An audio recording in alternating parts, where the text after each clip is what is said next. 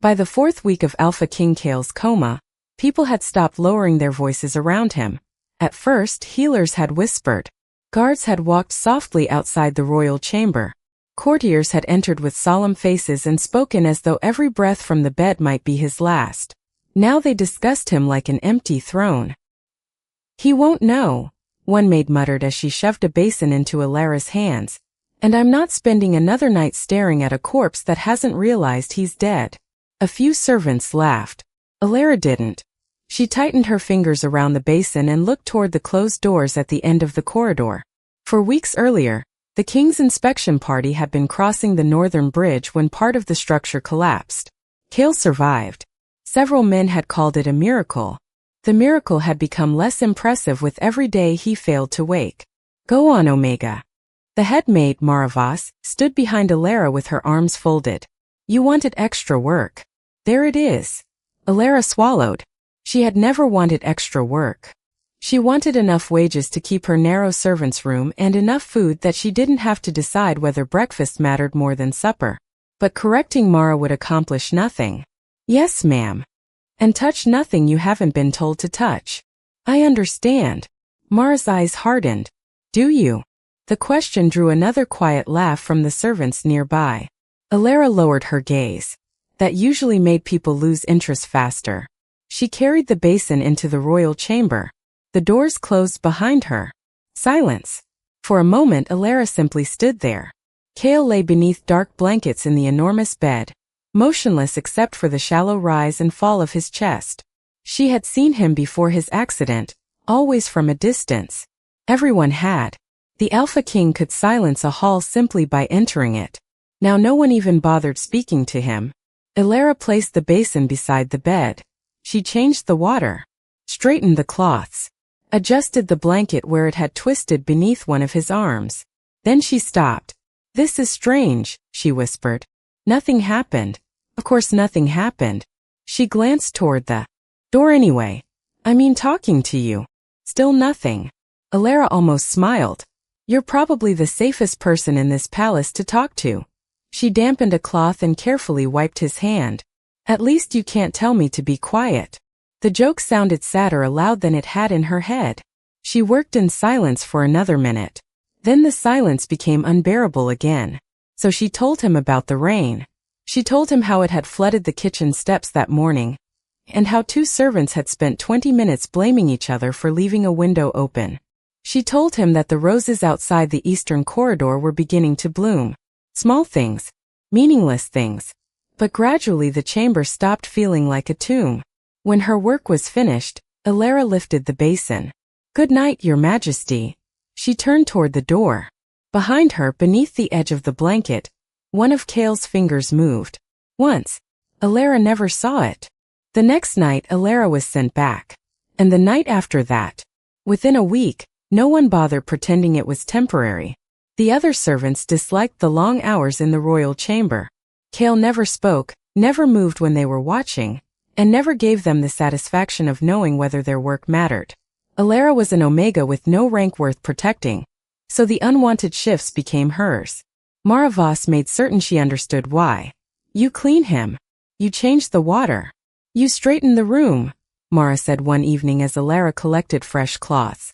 "That does not make you important." Elara kept folding. "I never said it did."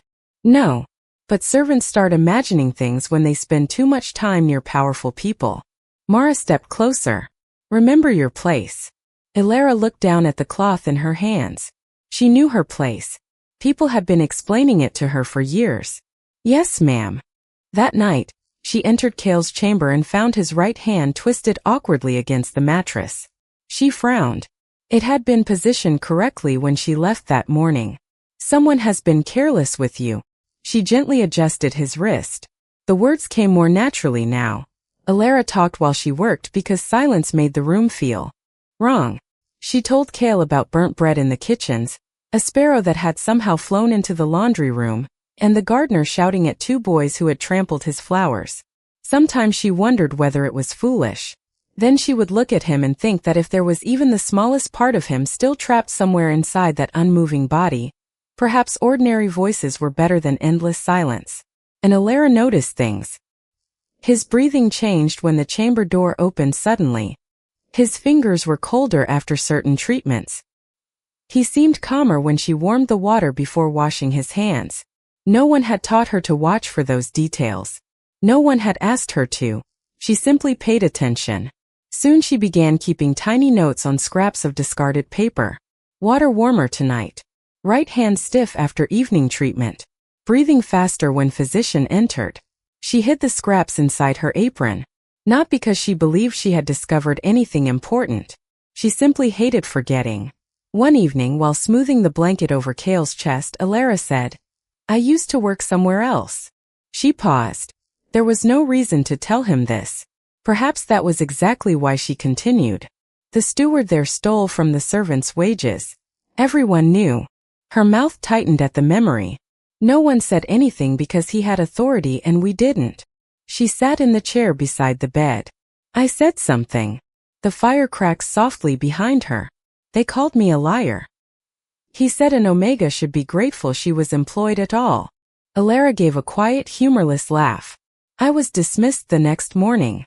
Beside the bed, the healer's monitoring instrument changed rhythm. Elara glanced toward it. The beat had quickened. She stared for a moment, then looked back at Kael. His face remained perfectly still. Probably nothing, she murmured. She stood and returned to her work. But the following night it happened again. And 2 nights later again. Never enough to prove anything. Only small changes. A breath that seemed deeper. A pulse that seemed faster. A finger that looked as though it had almost moved before she could be certain. Elara began watching. More closely. For the first time since entering the king's chamber, she found herself wondering whether the silence between them was truly empty. The silence did not stay empty for long. 3 nights later, Elara arrived to find Dr. Corvin Hale standing beside the king's bed. She stopped just inside the doorway. The royal physician barely acknowledged her. He held a narrow glass vial to the lamplight, inspected the pale liquid inside, then poured it into a cup of water. "Leave that," he said when Elara approached with her basin. "Yes, doctor." She moved to the far side of the room and began arranging clean cloths. Hale lifted Kael's head and slowly administered the medicine. When he finished, he placed the empty vial in his case and left without another word. Elara waited until the door closed. "Well," she murmured. "He's friendlier than usual." Kael gave no response. She smiled faintly and returned to work. Less than 10 minutes later, his breathing changed. Elara froze. One breath came shallow, then another. The monitoring instrument beside the bed began beating faster. "Your Majesty?" Kael's chest tightened. Elara dropped the cloth. She hurried into the corridor. "Someone get Dr. Hale." No answer. She called again. A guard glanced toward her but remained at his post. "The king can't breathe properly. The physician was just here." "I know." Elara ran back inside. Kael's breathing had become harsher. For one terrifying second, she stood helplessly beside the most powerful man in the kingdom, and understood exactly how little her voice mattered. Then she looked at him. His head had fallen slightly backward. His shoulders were positioned differently from the way she normally left them. Elara remembered the nights she had adjusted him and watched his breathing settle. She moved. "I'm sorry." She slid one hand behind his shoulder and carefully turned him, repositioning his head and upper body. His next breath came easier. Not enough. Her eyes fell on the cup beside the bed. More of Hale's tonic waited there for the second portion of the dose. Elara picked it up, then stopped. His breathing had changed after the first portion. She set the cup down untouched. Minutes later, Hale stormed through the doors with 2 attendants behind him. "What have you done?" He couldn't breathe. Hale checked Kael immediately. "I repositioned him." His gaze snapped toward the cup. "You were instructed to finish the dose." "I didn't." "You disobeyed a medical order?" Elara's stomach tightened. He became worse after the first portion. "You are a maid." "Yes." "An Omega maid." Elara lowered her eyes. "Yes, doctor." "You clean this room. You do not practice medicine in it." Hale examined Kael again. The king's breathing was already settling. For several seconds nobody spoke. Finally Hale straightened. His condition stabilized on its own. Elara looked at Kael, then at the untouched medicine. Yes, doctor. By morning, the story had traveled through the servants' quarters. Elara had interfered with the king's treatment. No one mentioned that Kael had stabilized. Mara did not laugh when she confronted her. You were given one instruction. I thought he was in danger. You thought. Mara stepped closer. You are not paid to think for the royal physician. Elara felt the familiar heat of humiliation rise into her face. I understand. Do you? Because luck has apparently convinced you otherwise.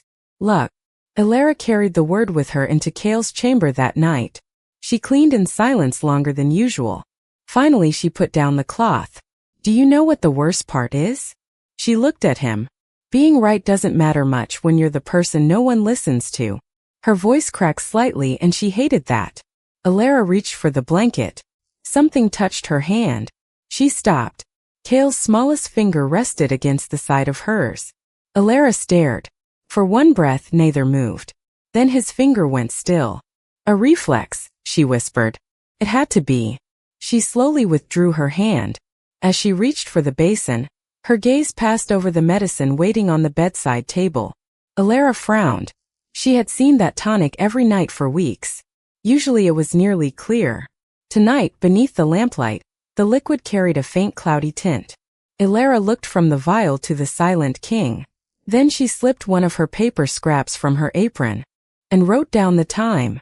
Elara did not sleep much after that. By morning, she had convinced herself the cloudy medicine meant nothing. By afternoon, she had remembered the king struggling to breathe after Hale's previous dose. By evening, she was comparing every scrap of paper she had hidden inside the lining of her apron. The pattern was imperfect, but it was there. On nights when Kael received the usual tonic, his breathing remained mostly steady. On 3 nights when she had noticed a different tint, his pulse had slowed afterward, his hands had grown colder, and by morning he had seemed less responsive than before. Elara stared at the notes. She was not a healer. She knew that. Perhaps the physician changed ingredients because Kael's condition changed. Perhaps different doses were normal. But she could no longer pretend she had noticed nothing. When she entered the royal chamber that evening, she checked Kael's hands first. Cold again. You're making me paranoid, she whispered. She tucked the blanket around him. Which seems unfair, considering you're doing none of the talking. Footsteps approached outside. Elara moved away from the bed. The doors opened.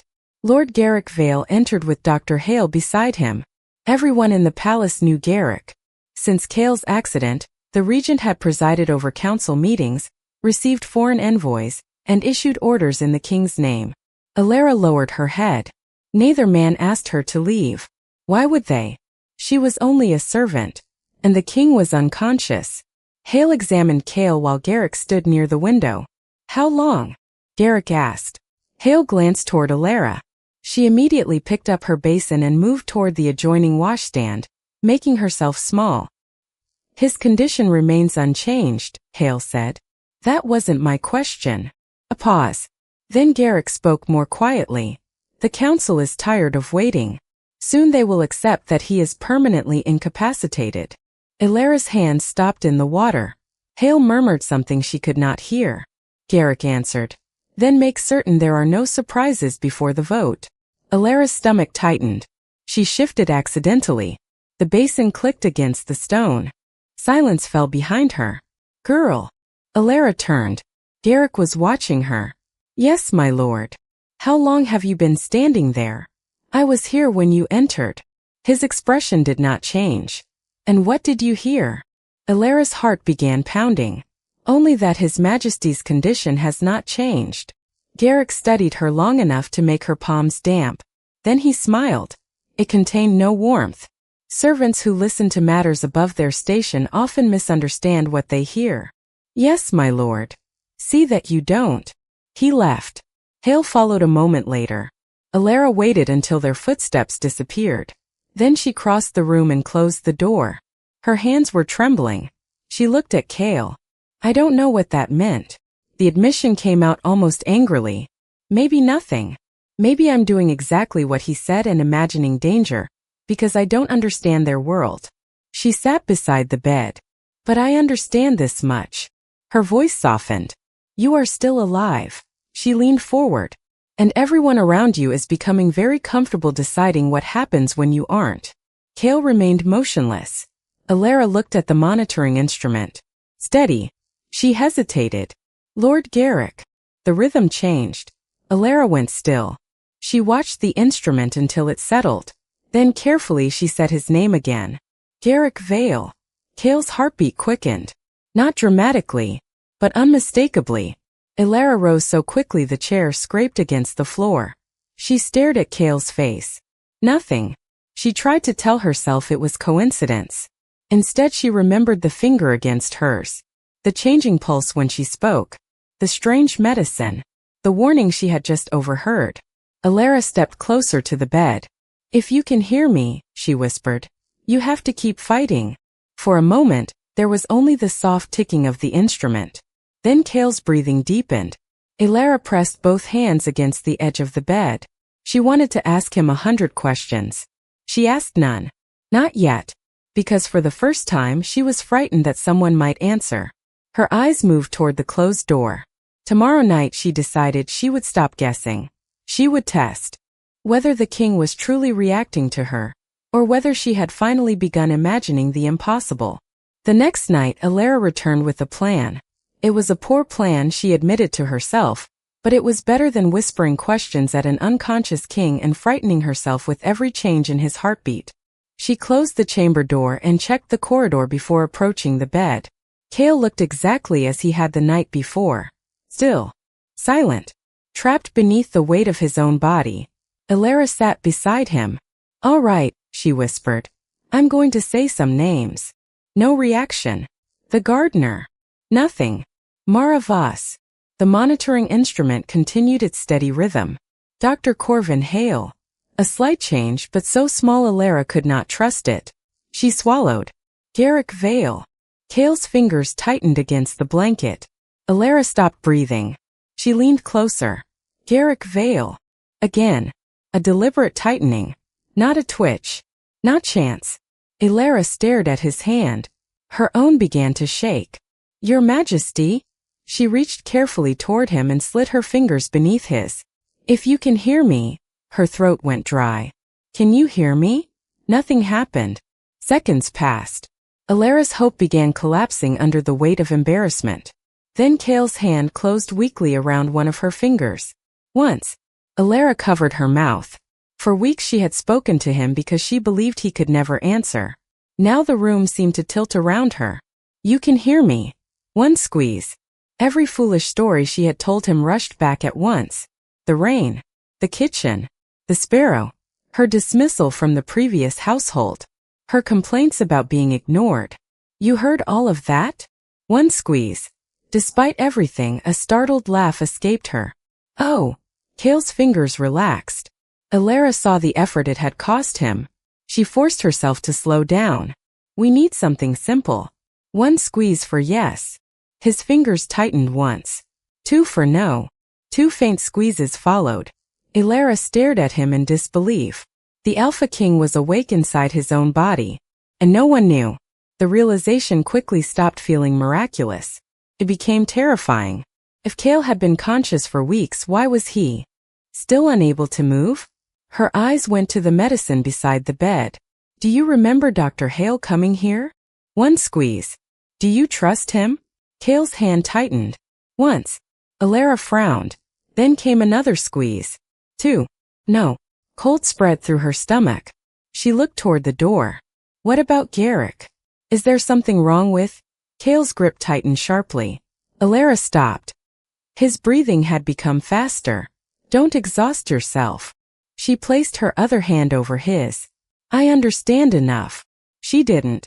Not really. But she understood the part that mattered. Something was wrong. And Kael knew it. A bell sounded somewhere beyond the chamber. Then voices rose in the corridor. Elara withdrew her hands just before the doors opened. Mara entered carrying folded linens. Behind her, two palace clerks hurried past, speaking loudly enough for Elara to catch fragments. 3 days. Council vote. Full regency authority. Elara looked toward Mara. What vote? Mara gave her a warning glance. Not your concern. One of the clerks answered anyway as he passed. The council is deciding whether His Majesty's incapacity should be formally recognized. Lord Garrick may receive full authority until the throne can be settled. 3 days. Elara turned toward the bed. Kael could hear them. She knew because his fingers had curled into the blanket. Mara noticed Elara staring. Finish your work. Yes, ma'am. Elara obeyed until Mara left. Then she returned to Kael's side. For the first time, she no longer saw a helpless patient when she looked at him. She saw a man imprisoned inches beneath the surface. A king listening while others prepared to take his power. And somehow, impossibly, she was the only person who knew he was still there. Elara took his hand again. 3 days, she whispered.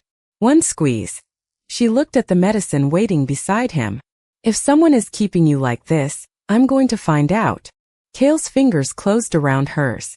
This time, Elara did not mistake it for a reflex. Elara discovered very quickly that knowing the truth did not give her the power to act on it. She could not simply refuse Kael's medicine again. Hale already distrusted her, and if he realized she suspected him, she might lose access to the king entirely. So she became careful. Whenever a dose arrived, Elara watched. She noted the time, the color of the liquid, and the changes in Kael's breathing afterward.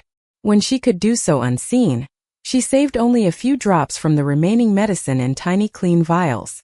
Not enough to make anyone notice. Enough she hoped for someone to identify. By the following afternoon, 3 vials were hidden inside her apron. There was only one person she dared approach.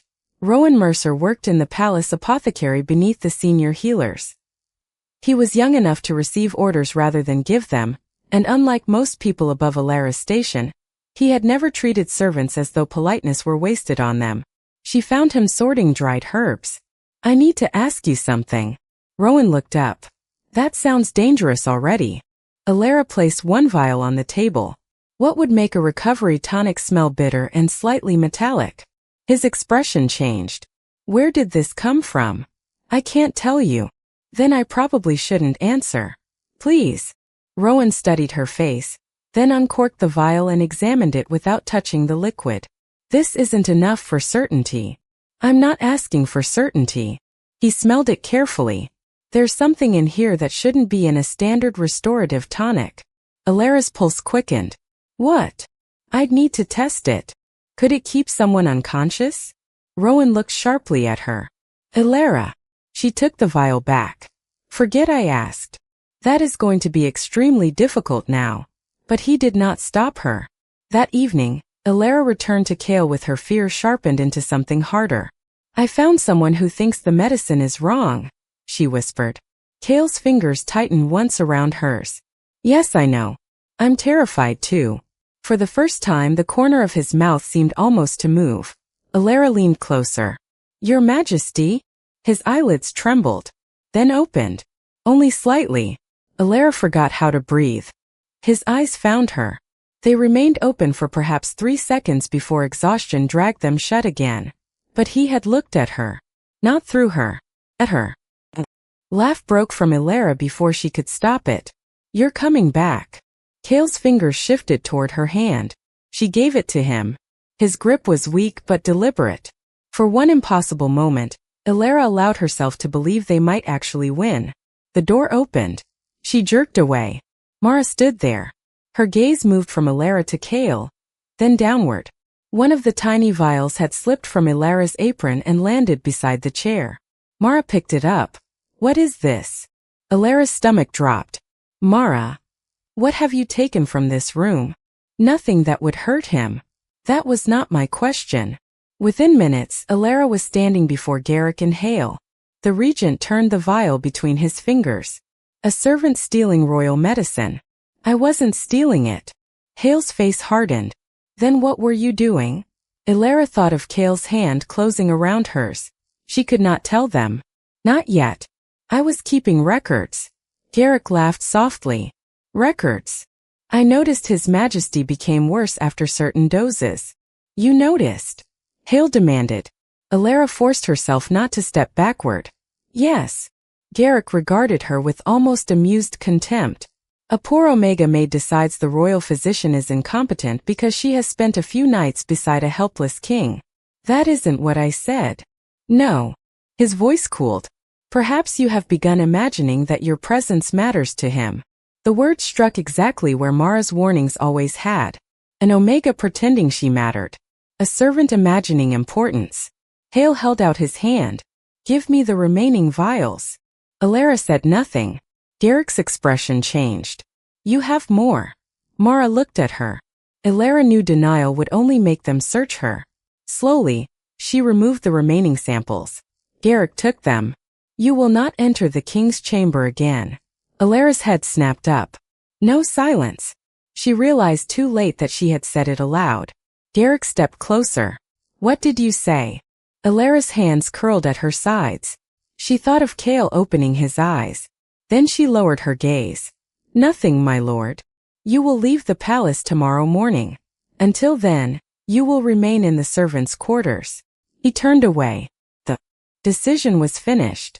As Mara escorted her down the corridor, Elara looked back once toward the closed doors of Kael's chamber. For weeks, everyone had treated him as though he could hear nothing. Now Elara knew the truth. And the only person who could prove she was not lying was the man they had forbidden her to see. Elara did not sleep. She sat on the edge of her narrow bed with her packed belongings beside her, and listened to the palace settle into darkness. Somewhere above her, Kael was alone. Or worse, he was not. She imagined Kael entering with another cloudy vial. She imagined Kael hearing footsteps approach and being unable to lift a hand to stop what came next. At dawn, someone knocked urgently. Elara opened the door. Rowan stood outside, breathing hard. I tested the sample. Her heart jumped. You still had it? The first vial you brought me. He glanced down the corridor. There's silverroot concentrate in it. Elara stared at him. What does that mean? In controlled amounts, silverroot can suppress a shifter's nervous system. In someone already badly injured, repeated doses could deepen paralysis and prevent normal recovery. Could it keep him trapped like this? Rowan hesitated. Yes. The word turned Elara cold. But this proves only what was in the sample, he added quickly. It doesn't prove who put it there or why. Elara looked at her packed bag. She had been ordered to leave. She could walk through the servants' gate and never see Garrick, Kael, or the royal chamber again. No one could reasonably ask more of her. Then she remembered the clerks in the corridor. 3 days. The council vote. Today. If Garrick receives full authority before Kael wakes, Rowan's expression answered her. Evidence could disappear. Records could change. And an Omega maid already accused of stealing medicine could vanish from the story entirely. Elara picked up her apron. What are you doing? Going back. You were banned from the royal wing. I know. They can imprison you. I know. She tied the apron around her waist. Rowan caught her arm. Elara, having evidence is not the same as having protection. She looked at him. No. But leaving is the same as abandoning him. She pulled free. The royal corridor was busier than usual. Council guards were moving toward the western hall, and servants hurried out of their path. Elara kept her head down until she reached Kael's chamber. A guard stepped in front of her. You're forbidden entry. From inside came Hale's voice. Hold him steady. Elara's blood went cold. She pushed past. The guard grabbed for her, but she slipped through the doors. Kael lay rigid on the bed. His skin looked paler than the night before. Hale stood beside him with a syringe and a larger vial of cloudy liquid. What are you doing? Elara demanded. Hale spun around. You. Don't give him that. The king is deteriorating. That's why you're giving him more? Hale's expression sharpened. Remove her. Elara moved between him and the bed. No 2 guards entered. Hale raised the syringe again. Elara slapped his wrist aside. The metal tray crashed to the floor. Glass shattered. Stop her. The guard seized Elara. She struggled hard enough to tear one sleeve. Test the medicine, she shouted. There's silver root in it. Footsteps thundered outside. Garrick appeared. His gaze swept over the broken glass, Kael and Elara fighting between 2 guards. Then he smiled. So this is how we find you. Elara stopped struggling. Garrick looked toward Kael. A servant steals royal medicine, interferes with treatment, then returns after dismissal and destroys another dose. I was stopping him from giving it. Or destroying evidence of what you have already done. Elara stared at him. He was turning everything around, and everyone in the room had more reason to believe a regent than an Omega maid. Take her. The guards dragged her toward the door. Elara looked desperately at Kael. His face remained still. She had come back knowing he might never be able to defend her. That had to be enough. As they passed Mara in the corridor, Elara saw the head maid watching. Something in Mara's expression had changed. Doubt. Elara remembered the one thing Garrick did not know. When he had confiscated her samples, he had taken the vials from her hands. Not the final sealed vial she had hidden earlier among Mara's spare apron supplies when she realized her room might be searched. Elara caught Mara's gaze. Your apron, she said. Mara frowned. The spare one. Garrick turned. What is she talking about? Elara said nothing else. The guards pulled her away. Behind them Mara remained motionless. Hours later, Elara sat locked in a small holding room beneath the council wing. Above her, bells began ringing. The vote was starting. She closed her eyes. She had lost her position. She might lose her freedom. And Kael might never know she had come back. But for once, Elara had not allowed someone else to decide that her voice did not matter. Far above, while the council gathered to declare its king permanently incapable of ruling, Mara Voss untied her apron and went looking for the one thing Elara had risked everything to preserve. The bells continued above Elara's head. 1, 2, 3. Each strike seemed to measure how little time remained. She stood when footsteps approached the holding room, expecting guards. Instead, the door opened and Mara appeared with Rowan beside her.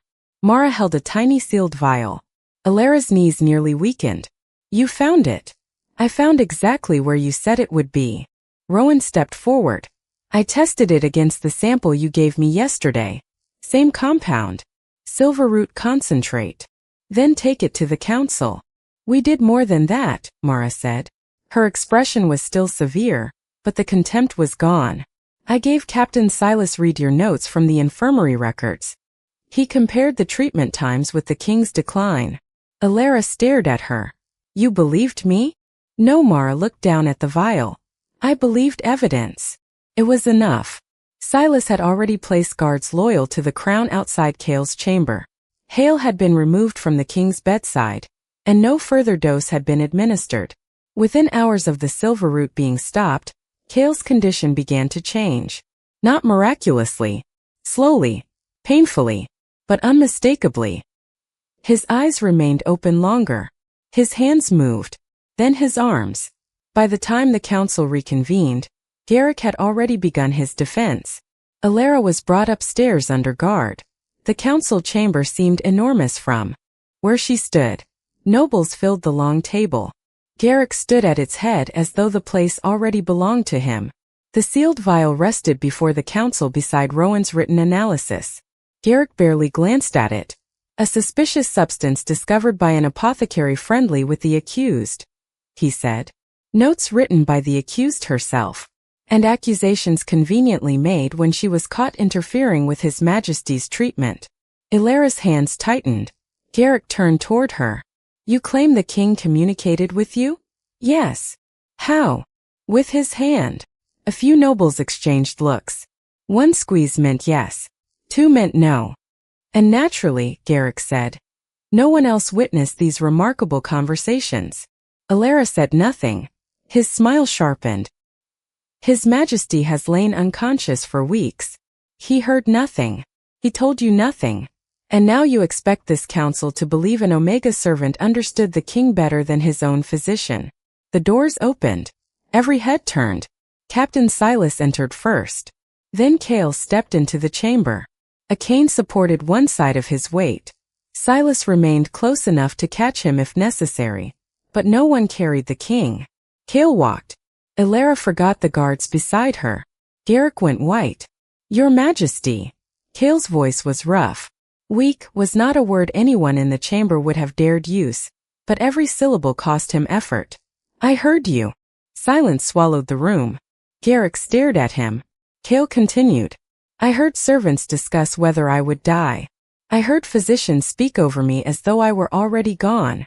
His gaze moved to Hale, standing under guard near the wall. I heard Hale. Then to Garrick. And I heard you. Garrick recovered enough to shake his head. Your Majesty, after such an injury, confusion is expected. I remember your conversations. Kael repeated details Elara had never heard in full, words spoken while she had been outside the chamber, instructions concerning the council, warnings about preventing unexpected improvement before the vote. The room changed around Garrick. But he did not surrender. A recovering mind can construct memories from fragments, he insisted. Especially after weeks of medication. Kael's jaw tightened. Garrick pointed toward Elara. And she admits she interfered with those medications. How can anyone here know what she placed in them? Elara suddenly understood. Kael's testimony mattered. The vial mattered. Rowan's analysis mattered. But Garrick had found the gap between them. Her notebook could close it. And condemn her. Every undocumented dose she had delayed was there. Every time she had handled medicine against orders. Every observation written in her own hand. Elara looked at Kael. He had heard her when no one else had. But she had not come this far to ask him to save her from the price of her own choices. There is another record. Garrick turned. Elara reached slowly into the inner seam of her apron and removed the small folded notebook she had kept separate from the loose scraps. I recorded the treatment times. The changes in His Majesty's condition. The doses I delayed. Murmurs spread through the chamber. One council member frowned. You knowingly violated royal medical orders? Yes. You understand that admission may itself be grounds for punishment? Elara's fingers tightened around the notebook. Yes. She could still keep it. Without it, Garrick might survive the accusation. With it, she might not survive the judgment untouched. Elara walked forward. She placed the notebook on the council table. Then punish me for what I did. Her voice trembled, but she did not lower it. After you read why I did it. Kael looked at her across the chamber. For weeks he had been unable to move while she spoke into the darkness, never knowing anyone was listening. Now everyone was listening, and Elara had finally chosen to speak even when silence would have been safer. For several seconds after Elara placed the notebook on the table, no one moved. Then one of the senior council members reached for it. Page after page carried the same plain handwriting. Dates, times, changes in Kael's pulse and breathing, the color of each tonic. The nights Elara had noticed his hands grow cold. The first dose she had interrupted when he struggled to breathe. And beside several entries the same name appeared. Dr. Corvin Hale. Rowan stepped forward when the council began comparing the notebook with the official treatment records. The samples containing silverroot correspond to the periods she recorded the strongest deterioration. Hale's face tightened. That proves nothing. She had access to the medicine. So did you, Silas said. Hale turned toward him. Silas placed the official medical record beside Elara's notebook. The doses recorded here do not always match the time she recorded seeing you administer them. A council member looked up. Why? Hale hesitated. That hesitation was enough to change the room. Questions followed. Why had certain doses been altered without notation? Why had silverroot appeared in sealed medicine prepared under Hale's authority? Why had Kael begun recovering after Hale lost access to him? And why had Garrick spoken of preventing surprises before the council vote? Hale denied everything, then contradicted himself, then tried to blame Elara. Finally Kael spoke. Tell them who ordered it. Hale looked at his king. Whatever remained of his resistance broke. Lord Garrick. The words were barely audible.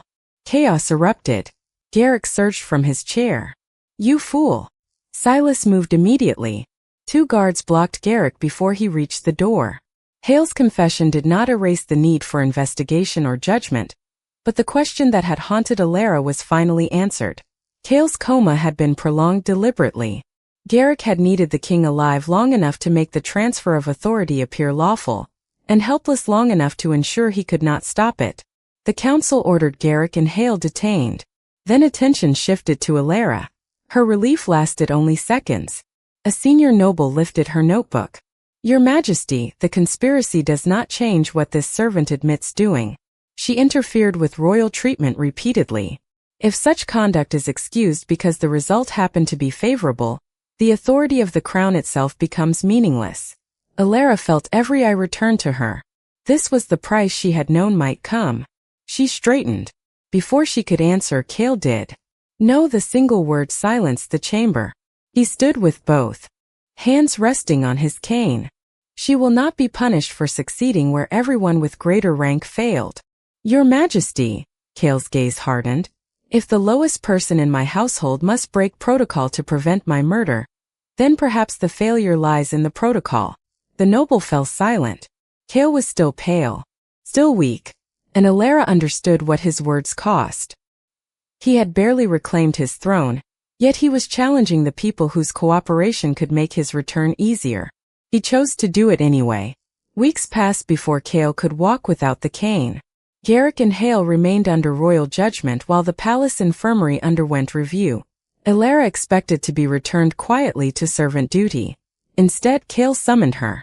She found him standing beside the same window she had cleaned countless times while believing he could hear none of her foolish conversations. On the table lay 2 documents. The first grants you payment and freedom from palace service, he said. Enough that you never need work here again. Elara stared at him. And the second? A position in my household. She looked up. Doing what? Observing. A faint smile touched his face. Apparently, you are unusually difficult to stop from doing that. Elara almost laughed. Kael continued. You would have authority to report directly to the crown regarding the infirmary and treatment of palace servants. Her eyes burned unexpectedly. This isn't charity? No, his expression became serious. You saved my life because you paid attention when people more powerful than you did not. Elara looked at the documents for a long moment. Then she chose the second. Not because she had nowhere else to go. Because now she could leave. And she wanted to stay. Kael did not ask for anything more that day. Later, when his strength had returned, he found her in the garden instead of summoning her. For once, there were no guards between them and no bed holding him motionless. I owe you an apology, he said. For what? For allowing you to believe you were talking to yourself. Elara smiled. You had a reasonable excuse. He laughed softly. Then his expression changed. When I could not move, people stopped seeing a man in that bed. They saw a throne. Problem. An opportunity. He looked at her. You kept telling me about rain and burnt bread. Elara covered her face briefly. You really did hear everything. Every word. Her embarrassment made him smile. Your voice reminded me there was still a world outside that room. And that I was still part of it. He paused. I would like to keep hearing it, Elara. But only if you choose to stay close enough for me to. This time, no rank or duty required her answer. I think I can manage that. Months later, Elara stood in the council chamber presenting recommendations for new infirmary protections and a formal channel through which palace servants could report abuse without permission from their immediate superiors. Halfway through, a noble interrupted her. Elara stopped. For one heartbeat, the old instinct returned. Lower your eyes. Know your place. Be quiet. Then Kael raised his hand. The entire council fell silent. Elara looked toward him. She remembered the first night beside his bed, when she had whispered that he was the safest person in the palace to talk to because at least he could not tell her to be quiet. Kael remembered too. His eyes met hers across the room. Now I want to hear her. Elara looked back at the council. Then she continued.